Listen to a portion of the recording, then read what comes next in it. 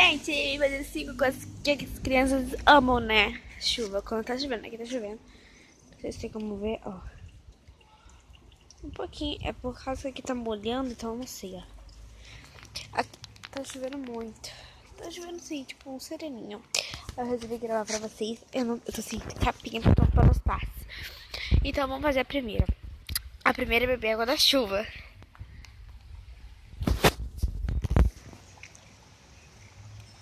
Foi aqui, ó. Segunda coisa. A gente ama brincar de ver que se a aguinha vai na mão. Se for, a gente perde. Ah, perdi. Terceira coisa. Eu gosto de correr e girar.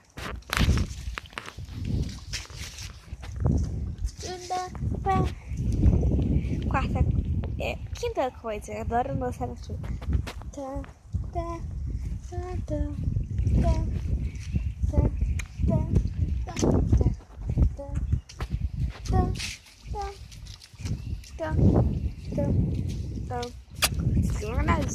E esse foi o vídeo.